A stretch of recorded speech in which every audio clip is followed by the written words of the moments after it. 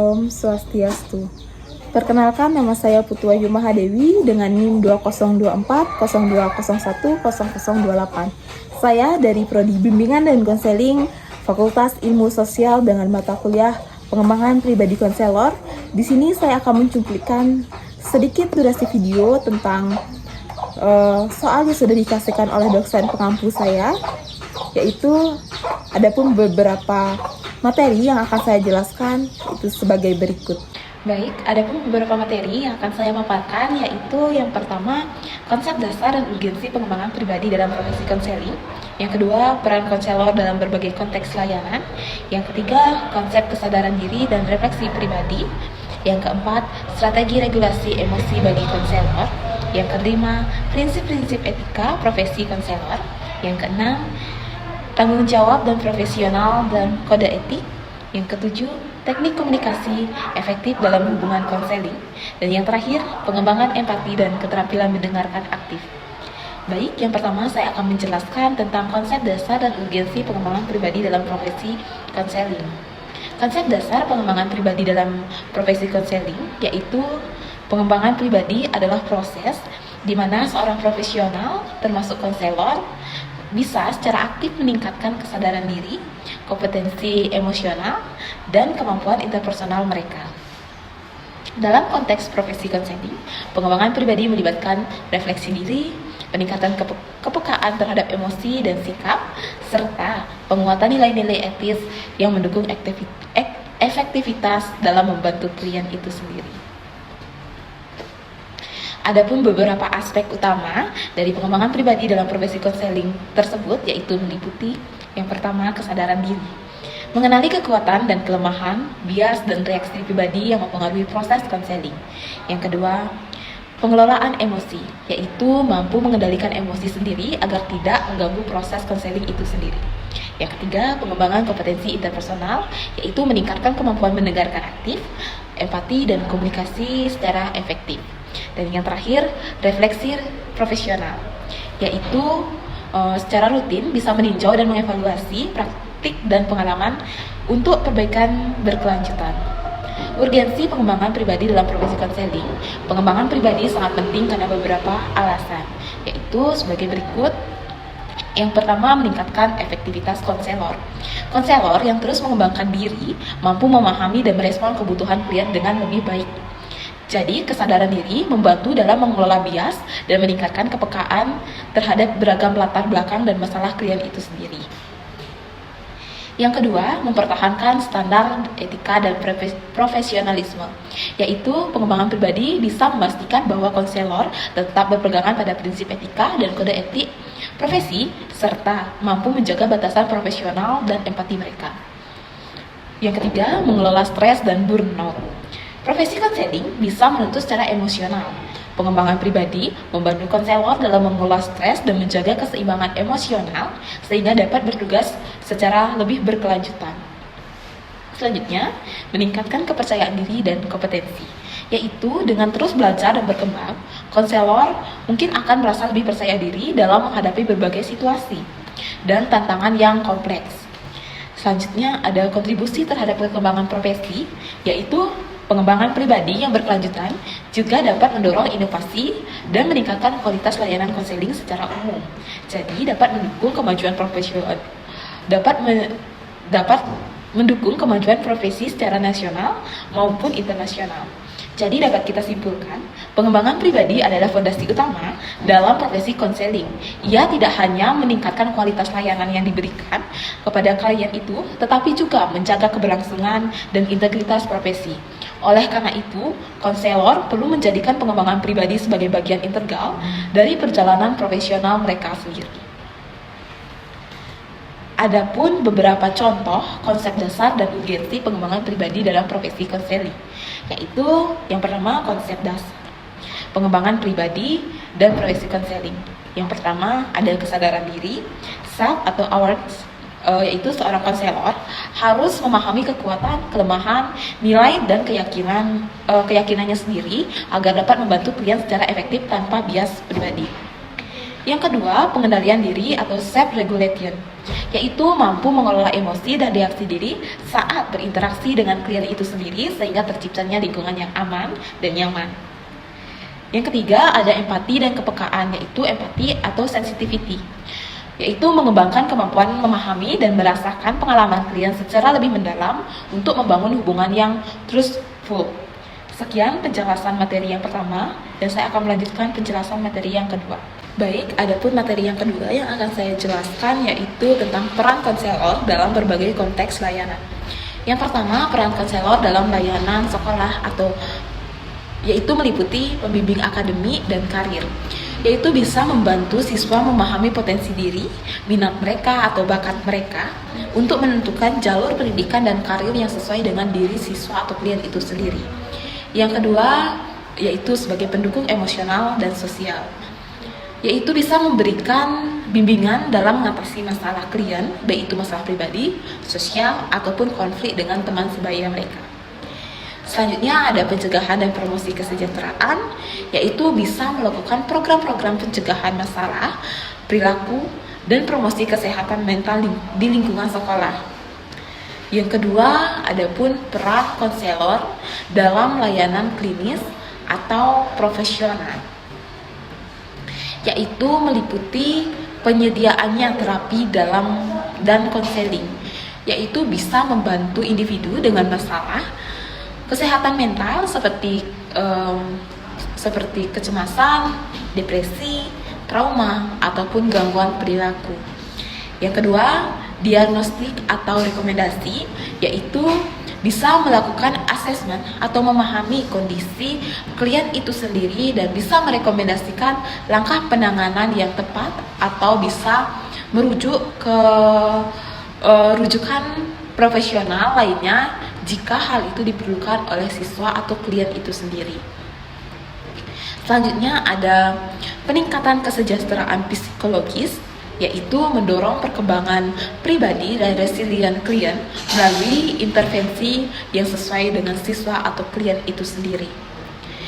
Yang ketiga, ada peran konselor dalam layanan perusahaan dan organisasi, yaitu meliputi konseling karyawan, yaitu bisa membantu karyawan mengatasi stres kerja, konflik di tempat kerja, ataupun masalah pribadi yang bisa mempengaruhi kinerja dalam bekerja karyawan itu sendiri. Yang kedua, pengembangan SDM, yaitu bisa memberikan pelatihan dan bimbingan tentang pengembangan diri, manajemen stres, dan peningkatan produktivitas mereka. Yang ketiga, ada fasilitas lingkungan kerja yang sehat, yaitu bisa menciptakan suasana kerja yang mendukung kesejahteraan mental dan emosional karyawan. Yang keempat, adapun peran konselor dalam layanan masyarakat dan lingkungan sosial, yaitu yang pertama, pemberdayaan komunitas, yaitu bisa membantu masyarakat dalam mengatasi masalah sosial mereka, contohnya seperti kemiskinan, kekerasan, ataupun bencana. Yang kedua, konseling kelompok, yaitu bisa mengadakan atau menyediakan sesi konseling untuk kelompok tertentu, seperti keluarga, kelompok usia tertentu, ataupun komunitas yang menghadapi tantangan bersama.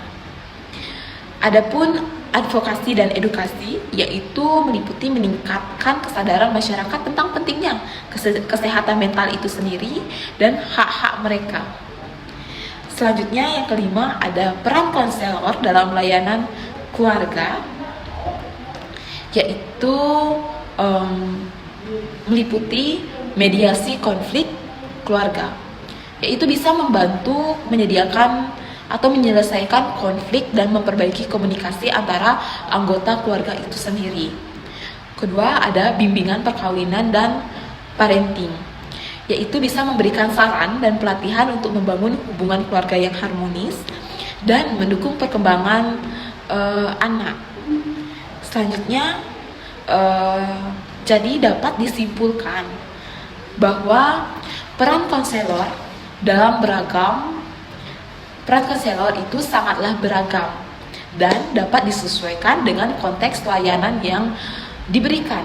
Mereka berfungsi sebagai pemberi bimbingan, pendukung emosional, dan fasilitator perubahan dan agen perubahan. Baik itu perubahan sosial yang semuanya bertujuan untuk meningkatkan kualitas hidup individu dan masyarakat secara umumnya. Baik, di sini saya akan menjelaskan materi yang ketiga, yaitu konsep kesadaran diri dan refleksi pribadi. Yang pertama, konsep kesadaran diri. Adapun pengertian kesadaran diri ialah kemampuan individu untuk mengenali atau memahami dan menerima aspek-aspek yang ada di dalam dirinya sendiri, termasuk pikiran, perasaan, motivasi, nilai, dan kepercayaan. Ini merupakan fondasi penting dalam pengembangan pribadi dan profesional, terutama dalam profesi seorang konseling.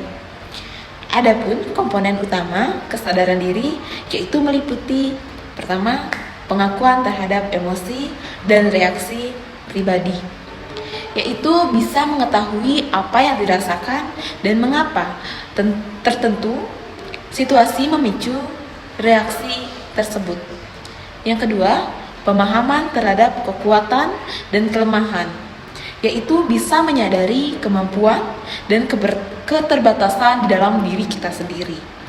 Selanjutnya ada kesadaran akan nilai dan keyakinan, yaitu bisa memahami apa yang dianggap penting dan apa yang mempengaruhi perilaku itu. Selanjutnya ada pengaruh terhadap interaksi, yaitu bisa menyadari bagaimana aspek-aspek diri bisa mempengaruhi hubungan dan proses kerja. Jadi, adapun pentingnya kesadaran diri, yaitu bisa membantu konselor,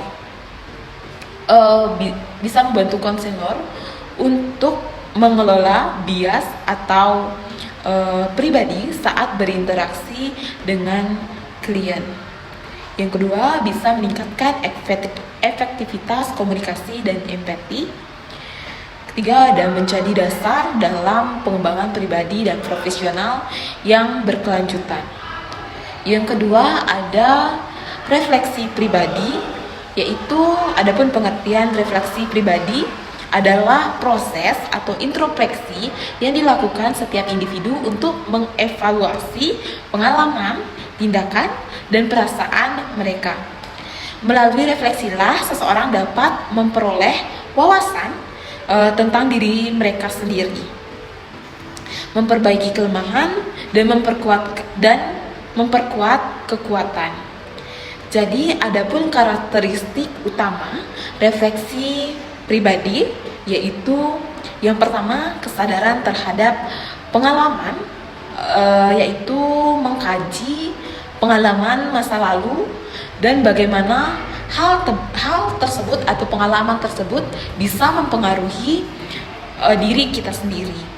Yang kedua, ada analisis diri, yaitu mengidentifikasi apa yang berjalan baik dan apa yang perlu kita perbaiki.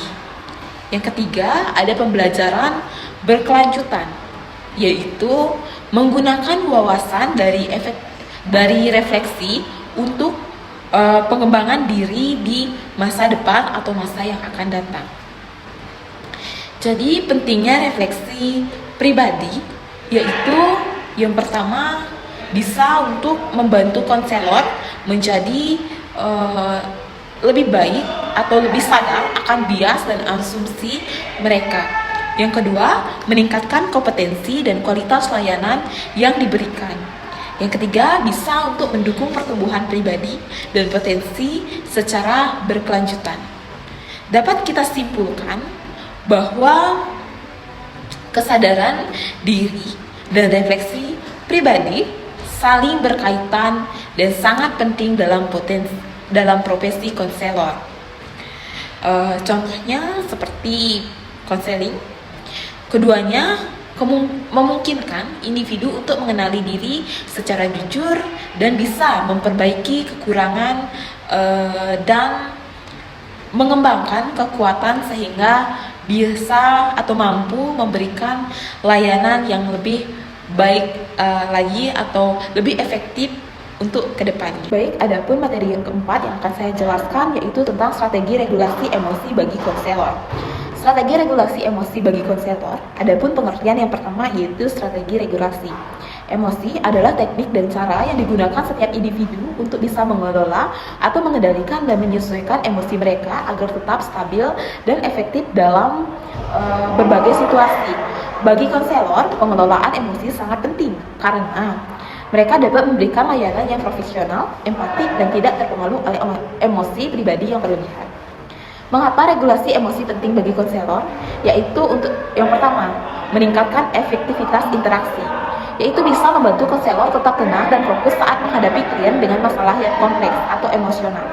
Yang kedua, bisa menghindari burnout atau stres berlebihan. Mengelola emosi agar tidak terjebak dalam kelelahan emosional yang dapat mengganggu kinerja. Yang ketiga, menjaga objektivitas atau etika, yaitu bisa memastikan bahwa respon terhadap klien yang kita berikan tetap profesional tanpa dipengaruhi oleh emosi pribadi. Yang terakhir, untuk menciptakan lingkungan yang aman dan mendukung. Bisa memberikan rasa aman bagi klien melalui sikap yang tenang dan strategi. Regulasi emosi yang dapat dilakukan oleh konselor. Yang pertama ada kesadaran emosi atau emotional awareness, yaitu mengenali dan memahami emosi yang sedang dirasakan saat berinteraksi dengan klien. Mengidentifikasi tanda-tanda emosi mulai muncul sehingga dapat segera mengambil langkah-langkah pengendalian. Teknik penerimaan atau acceptance, yaitu bisa menerima keberadaan emosi tanpa menolaknya sehingga tidak memperburuk keadaan. Bisa memahami bahwa emosi adalah bagian alami dari pengalaman manusia, yaitu dengan cara pengaturan nafas dan relaksi, menggunakan teknik penapasan dalam penapasan perut atau relaksi progresif untuk menenangkan diri saat emosi meningkat.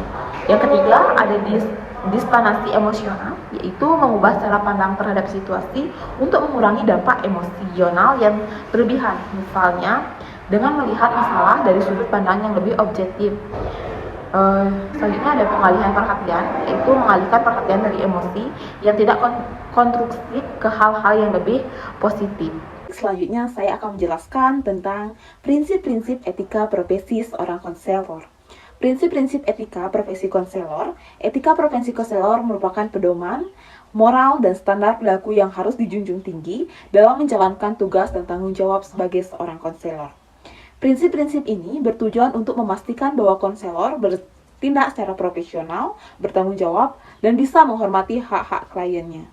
Adapun beberapa penjabaran prinsip-prinsip konselor, yaitu yang pertama, prinsip menghormati hak asasi dan martabat klien, yaitu bisa menghargai hak klien atau privasi, kerahasiaan, dan otonomi pribadi, yaitu menjaga dan menghormati keberagaman latar belakang, budaya, dan kepercayaan klien, yaitu bisa memberikan layanan tanpa diskriminasi berdasarkan agama, ras, gender, ataupun status sosial. Yang kedua, prinsip bertanggung jawab, yaitu menjalankan tugas profesional dengan integritas dan penuh tanggung jawab, mengutamakan kepentingan dan kesejahteraan klien di atas kepentingan pribadi atau pihak lain, menghindari konflik kepentingan, dan menjaga batas-batas profesional. Yang ketiga, prinsip kompetensi, hanya memberikan layanan sesuai dengan kompetensi dan keahlian yang dimiliki, terus-menerus meningkatnya pengetahuan dan keterampilan melalui pelatihan dan pengembangan profesional, mengakui batas kemampuan dan merujuk ke profesional jika hal ini diperlukan. Yang kelima, prinsip kejujuran dan integritas, yaitu bersikap jujur, transparan, dan adil dalam hubungan profesional, tidak menyembunyikan informasi penting dan menghindari manipulasi, mengakui kesalahan dan bertanggung jawab atas tindakan sendiri. Jadi dapat disimpulkan bahwa prinsip-prinsip etika profesi seorang konselor ini menjadi landasan utama dalam menjaga kualitas layanan, melindungi hak dan martabat klien, serta memastikan bahwa praktek konseling dilakukan secara profesional dan bermartabat. Dengan mengikuti prinsip-prinsip ini, konselor dapat membangun kepercayaan, menciptakan hubungan yang sehat, dan bisa memberikan manfaat maksimal bagi kliennya sendiri. Baik, materi selanjutnya saya akan menjelaskan tentang tanggung jawab profesional dan kode etik. Tanggung jawab profesional dan profesi konselor. Tanggung jawab profesional merujuk pada kewajiban dan komitmen yang harus dipenuhi oleh konselor dalam menjalankan tugasnya, yaitu menjalankan tugas secara etis dan komponen. Tanggung jawab ini mencakupi beberapa aspek, yaitu antara lain yang pertama, memberikan layanan yang berkualitas, yaitu bisa melaksanakan proses konseling sesuai dengan standar profesional yang berbasis bukti dan yang terbaik, menyesuaikan pendekatan dengan kebutuhan dan kondisi klien tersebut. Yang kedua, menjaga kerahasiaan dan privasi klien, yaitu bisa melindungi informasi pribadi dan data klien dari penyalahgunaan atau kebocoran rahasia. Menjelaskan batas-batas kerahasiaan secara transparan kepada klien dan bisa bertanggung jawab secara moral dan etis. Selanjutnya, menghindari konflik kepentingan dan berperilaku tidak etis. Bertindak jujur, adil, dan bertanggung jawab dalam semua interaksi, yaitu bisa pengembangan kompetensi dan profesionalisme. Selanjutnya, melakukan pelatihan dan peningkatan kompetensi secara berkelanjutan. Bisa mengikuti perkembangan ilmu pengetahuan dan teknologi dalam bidang konseling. Selanjutnya, memberikan informasi yang jelas dan informasi yang transparan. Bisa menyampaikan proses, tujuan, hak, dan kewajiban klien secara terbuka, memberikan penjelasan tentang biaya, durasi, dan prosedur layanan selama konseling. Isi utama kode etik profesi konselor meliputi yaitu kerahasiaan dan privasi, yaitu bisa menjaga kerahasiaan informasi klien dan hanya membocorkan informasi jika ada izin atau dalam situasi yang diatur secara hukum dan etik. Yang kedua, ada keterampilan dan kompetensi. Memberikan layanan yang sesuai dengan kompetensi dan selalu meningkatkan kualitas diri. Yang ketiga, kejujuran dan integritas, yaitu bisa bersikap jujur dalam menyampaikan informasi dan tidak menyalahgunakan sebuah posisi. Selanjutnya, penghormatan terhadap martabat dan hak klien. Menghormati hak klien untuk membuat keputusan dan menjaga martabat mereka selama proses konseling berlangsung. Selanjutnya ada batas profesional, bisa menjaga jarak dan batasan yang sehat dalam hubungan profesional dengan klien. Selanjutnya ada tanggung jawab sosial, yaitu bisa berkontribusi positif terhadap masyarakat dan profesi, serta menghindari perilaku yang dapat merugikan citra. Sekian penjelasan nomor 6. Baik, selanjutnya saya akan menjelaskan materi tentang teknik komunikasi efektif dalam hubungan konseling. Teknik komunikasi efektif dalam hubungan konseling sangat penting untuk bisa menciptakan lingkungan yang aman, mendukung, dan memungkinkan klien untuk mengeksplorasi masalahnya. Adapun beberapa teknik yang efektif dalam konseling, yaitu yang pertama, mendengarkan aktif. Meliputi mendengarkan tanpa menginterupsi, membiarkan klien berbicara tanpa terputus, menunjukkan rasa hormat kita dan validasi terhadap pengalaman mereka, bisa memberikan isyarat verbal maupun non-verbal. Contohnya, kita bisa menganggukkan kepala, memberikan dia kontak mata, dan bisa dengan mengungkapkan seperti saya mengerti dengan cerita Anda, dan bisa Anda lanjutkan, menunjukkan bahwa kita memperhatikan ceritanya. Yang kedua ada memparafrase, yaitu mengungkapkan kembali dengan kata-kata sendiri apa yang dikatakan klien untuk memastikan pemahaman yang tepat dan memberikan kesempatan bagi klien untuk mengklarifikasi atau memperluas. Selanjutnya ada refleksi perasaan, yaitu mengidentifikasi dan memvalidasi emosi klien. Contohnya, sepertinya Anda merasa sangat marah sekarang. Hal ini membantu klien menyadari dan memahami emosinya. Yang kedua ada komunikasi verbal yang efektif, yaitu menggunakan bahasa yang sederhana dan mudah dipahami. Hindari jargon atau bahasa teknis yang sulit dimengerti oleh klien. Berbicara dengan jelas dan tenang, nada suara yang tenang dan menenangkan dapat membantu menciptakan suasana yang mendukung. Menghindari penilaian atau menghakimi, yaitu bisa menjaga netralitas dan menghindari memberikan saran atau opini pribadi. Memberikan umpan balik dan yang konstruktif. Memberikan umpan balik yang fokus pada perilaku, bukan hanya pribadi klien. Contohnya, saya perhatikan bahwa Anda sering menghindari kontak mata. Apakah ada yang ingin Anda sampaikan tentang hal itu? Contohnya. Yang ketiga ada komunikasi nonverbal atau yang lebih efektif. Kontak mata yang tepat atau kontak mata yang lebih baik menunjukkan minat dan perhatian, tetapi hindari kontak mata yang berlebihan atau bisa menciptakan rasa mengintimidasi. Yang kedua ada postur tubuh yang terbuka dan mendukung. Duduk tegak, posisi tubuh yang terbuka dan santai menunjukkan keterbukaan Anda dan penerimaan Anda bagi klien. Bahasa tubuh yang konsisten, bahasa tubuh harus selaras dengan bahasa verbal. Jarak yang nyaman, yaitu menjaga jarak yang tepat dan nyaman untuk klien. Yang keempat ada empati dan validasi, yaitu mempraktikkan empati. Bisa mencoba memahami dan merasakan perasaan klien dari sudut pandang mereka. Memvalidasi perasaan kalian, yaitu bisa mengakui dan mengakui validasi perasaan kalian meskipun Anda tidak setuju dengan perilakunya. Yang kelima, kejelasan dan ketepatan. Memberikan arahan yang jelas, menjelaskan tujuan dan proses konseling dengan jelas, menghindari ambiguitas, yaitu menggunakan bahasa yang spesifik dan menghindari penggunaan kata-kata yang bermakna ganda. Penting juga diingat, teknik-teknik ini harus digunakan secara fleksibel dan disesuaikan dengan kebutuhan dan kondisi masing-masing klien.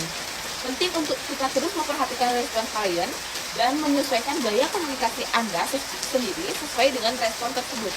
Penggunaan teknik-teknik ini dapat membantu konselor menciptakan hubungan yang positif dan mendukung, yaitu kemungkinan klien untuk mengeksplorasi masalah dan mencapai tujuan konseling mereka. Baik, adapun materi terakhir yang akan saya jelaskan yaitu tentang pengembangan empati dan keterampilan mendengarkan secara aktif. Pengembangan empati dan keterampilan mendengarkan aktif merupakan dua aspek penting dalam hubungan konseling yang efektif. Keduanya saling terkait atau berhubungan dan untuk bisa menciptakan lingkungan yang aman dan mendukung bagi klien untuk berbagi dan mengeksplorasi masalahnya. Pertama, ada pengembangan empati definisi. Empati adalah kemampuan untuk memahami dan merasakan apa yang dirasakan oleh orang lain dari sudut pandang mereka sendiri atau dari sudut pandang kita, serta menunjukkan pemahaman tersebut secara tulus. Baik, selanjutnya ada pun langkah-langkah mengembangkan empati. Yang pertama, perhatian penuh dan kesadaran diri, yaitu fokus sepenuhnya pada klien tanpa terganggu oleh pikiran ataupun gangguan eksternal. Menjadi sadar akan emosi dan reaksi diri sendiri selama proses konseling. Yang kedua, ada mendengarkan secara aktif, yaitu bisa memberikan perhatian penuh terhadap apa yang dikatakan dan bagaimana dikatakannya, termasuk bahasa tubuh kita dan ekspresi wajah kita. Yang ketiga, menggunakan bahasa tubuh yang mendukung. Contohnya itu seperti yang sudah saya jelaskan di materi sebelumnya, yaitu kontak mata, postur tubuh terbuka, dan ekspresi wajah yang menunjukkan perhatian dan diperhatikan. Yang keempat, memahami perasaan dan perspektif klien, yaitu berusaha menetapkan diri pada posisi klien, mencoba merasakan apa yang mereka rasakan dan bisa memahami konteks pengalaman mereka. Yang selanjutnya ada mengungkapkan empati secara verbal, memberikan umpan balik yang menunjukkan bahwa Anda memahami perasaan mereka. Misalnya, saya bisa membayangkan betapa sulitnya situasi ini bagi Anda. Contoh lainnya sepertinya Anda merasa sangat kecewa dan frustasi. Itu contohnya. Yang kedua, keterampilan mendengarkan aktif, definisi. Mendengarkan aktif adalah keterampilan mendengarkan yang melibatkan perhatian penuh, pemahaman, dan respon yang sesuai terhadap apa yang dikatakan oleh lawan bicara.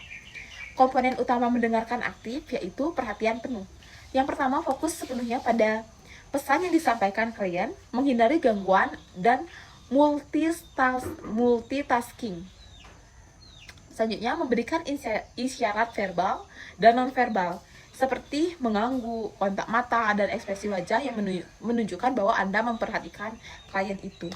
Bisa juga menggunakan kata-kata seperti saya mengerti, lanjutkan, sebagai isyarat bahwa Anda mendengarkan apa yang sudah klien itu ceritakan. Selanjutnya ada memparfrase, itu mengulang kembali pesan klien dengan kata-kata sendiri untuk memastikan pemahaman. Misalnya, jadi Anda merasa kecewa karena harapan Anda tidak dipenuhi. Contoh pertanyaan seperti itu. Selanjutnya, refleksi perasaan, yaitu mengidentifikasi dan mengungkapkan emosi yang dirasakan klien. Seperti, kelihatannya Anda merasa sangat sedih tentang kejadian ini. Contoh pertanyaan itu yang bisa kita berikan. Selanjutnya pertanyaan klarifikasi, yaitu mengajukan pertanyaan untuk memperjelas makna atau mendalami perasaan dan pengalaman klien seperti apa yang paling membuat Anda merasa seperti itu. Pertanyaan yang bisa Anda tanyakan, menghindari interupsi dan menunggu saat yang tepat, yaitu memberikan kesempatan kepada klien untuk mengungkapkan seluruh pikirannya tanpa terganggu oleh pertanyaan atau komentar yang terlalu dini. Selanjutnya ada memberikan umpan yang baik dan konstruktif, yaitu bisa memberikan respon yang baik yang menunjukkan bahwa Anda memahami dan peduli terhadap pesan mereka. Yang selanjutnya ada manfaat pengembangan, empati dan mendengarkan aktif, menciptakan rasa aman dan dipercaya oleh klien, membantu klien merasakan didengar dan dihargai, meningkatkan pemahaman hubungan terapeutik, mendorong klien untuk lebih terbuka dan jujur, sehingga memudahkan identifikasi masalah dan solusi yang relevan bagi klien.